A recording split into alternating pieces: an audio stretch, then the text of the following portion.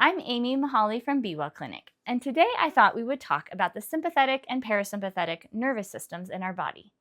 This is a topic I talk about a lot in my appointments, and I found that not everyone has a very full education about what these mean.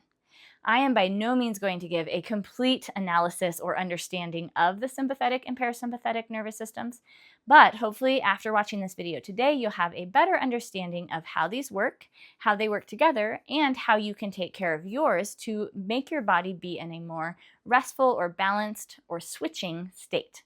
And we'll talk about that in this video. First, let's talk about the sympathetic nervous system in our bodies. This is also called the fight or flight system, which is an accurate description, but that gives it a little more of a negative name than is really true about how it interacts. If you think of the sympathetic system more like a gas pedal in your car, it does make things go. And if the gas pedal gets stuck down, it's a problem. But having a gas pedal is good. It gets you places, it helps you to think clearly, make decisions, be able to finish projects. It is not wrong to have some sympathetic activity. We need that. The problem comes when it gets too much, when the gas pedal gets stuck down and it won't turn off, or when we have sympathetic system activity when we shouldn't, like when you're sleeping or eating. We're also going to talk about the parasympathetic system. This is also called our rest and digest, or peace, rest, and digest, if you want to match the P in parasympathetic. This is going to be the system that helps slow us down, helps us to digest food, fall asleep. It's like the brakes in your car that go along with your gas pedal. We need both of them, but we really also need to switch between the two pedals, and that is the key we're going to talk about today.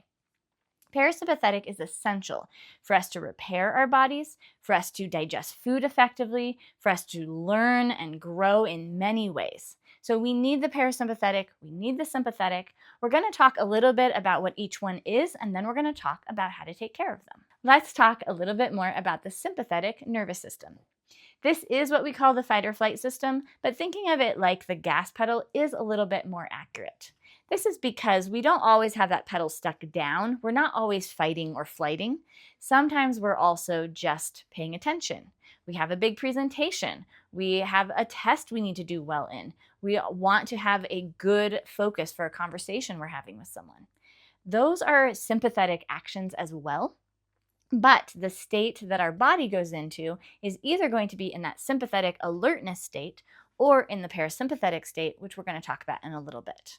So, for the sympathetic state, here are some of the things that nervous system state does for our body. The sympathetic nervous system will dilate our pupils, inhibit saliva flow, accelerate our heart rate, dilates the bronchi in the lungs so we have bigger airflow, stimulates the stomach, pancreas, and intestines, and this more often is for dumping food, so that nervous loose stools might come in here more. Converts glycogen to glucose, so we have sugar and energy for our muscles to be able to run quickly if we need to.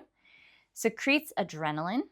Inhibits bladder contraction, so we suddenly don't need to use the bathroom. These things put our body in a state to focus on exactly what we need to do and put aside any other things. We'll worry about them later. Now let's talk more about parasympathetic. This is the brake pedal in our analogy. Again, also called the peace, rest, and digest system, which is a pretty accurate way to think about this as well. The parasympathetic system is going to be in charge of slowing our body down, allowing us to digest food well, to heal well. If you are healing from either chronic disease or an acute illness, to the most degree, you need to be in parasympathetic. Sympathetic comes in a little bit with illness because getting a temperature, sweating, those kind of things are actually sympathetic driven, but the healing, the cleanup, the finishing, the cleansing, the rebuilding of cells, that's all a parasympathetic job. So, some things that the parasympathetic does in our body are constricts the pupils, stimulates saliva flow so we can digest our food well, slows our heart rate down, constricts the bronchi because we don't need to take as big of breaths anymore, stimulates stomach, pancreas, and intestines, and this tends to stimulate more digestive instead of dumping. Stimulating bile release, again for digestive support, and contracting the bladder so we're able to let go of our waste products when we are in a parasympathetic state a lot easier. These are just basic lists of what they do in the body, but again, if you think about, do I need to rest and relax? Do I need to heal? Or do I need to be alert and aware and ready for anything? And that's going to determine which part your body is having more dominance. Often these systems are overlapping, and a good, healthy system will switch back and forth quickly. So this is the next thing we're going to talk about. A healthy nervous system switches. Just like when you're driving the car, the gas and the brake pedals are both essential. One is not more important than the other. And if you do not have a quick access to both of these pedals and the ability to switch between them, this is really where our nervous system gets hung up. So our goal is for the sympathetic to work well and the parasympathetic to work well, and that we switch between them.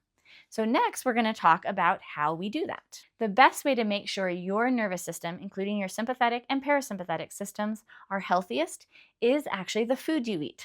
Not a surprise that we're going to talk about food here, but there's a few major nutrients that our nervous system and our brain needs for proper functioning. One of the most important things we need to eat for our nervous system, especially the ability to switch back and forth, is animal fat.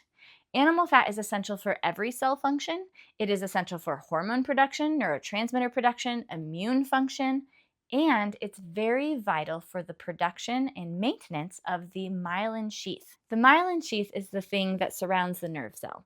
It helps conductivity so that the nerve signal can go faster from one place to another, but it's also going to be somewhat protective to the body. It helps with function, so MS is a myelin sheath disorder where the myelin sheath gets broken down.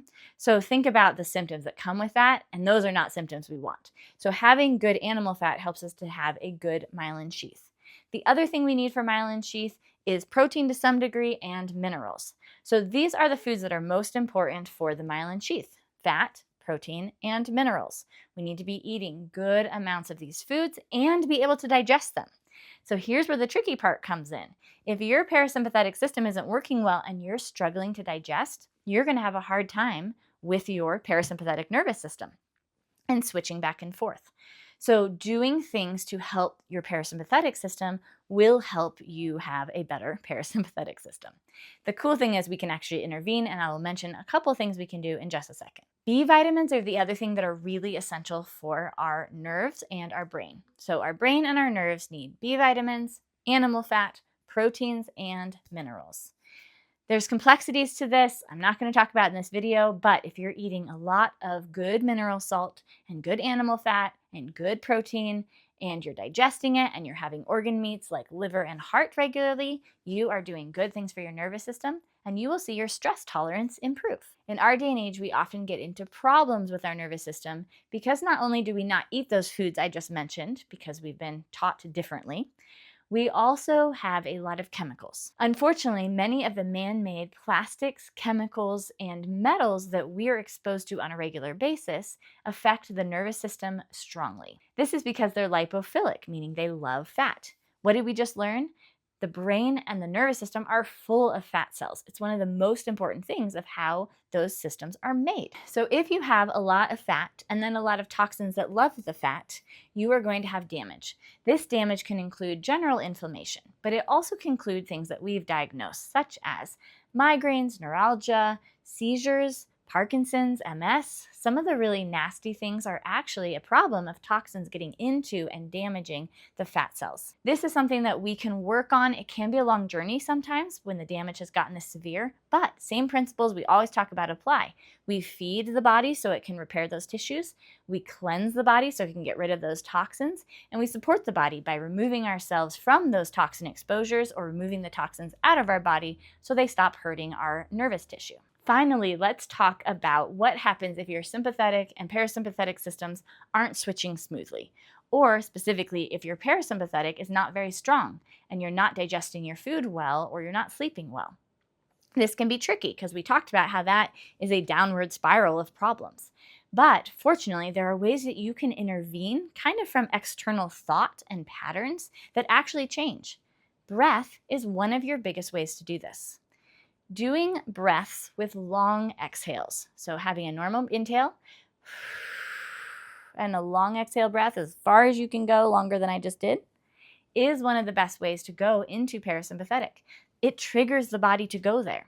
So having a few breaths, 3 to 5, before you eat every meal, in the middle of meals if you get yourself worked up, and before you go to sleep, or if you wake up in the middle of the night, Doing those breaths with a long exhale is a very easy way and very powerful way to get your body out of that state of sympathetic and switch it into at least a better parasympathetic state. There are other ways to support digestion. We have videos on that, including digestive fire, eating feeding foods. With time, supporting your body with food, especially more fat and minerals, will help your body be able to be in a parasympathetic state more easily. But we can right now start with doing breaths, with doing mindfulness, thought, taking patterns of grounding, going to do calming things like massage or hikes in the mountains, anything that gets your body into a calmer state, and practicing that calmer state every time you eat and as you're going to sleep. I hope this helped you to understand the sympathetic and parasympathetic nervous systems even better and ways that you can improve this functioning in your life. If you like this video, please like and subscribe, and come back next time for more tips on how to care for your body.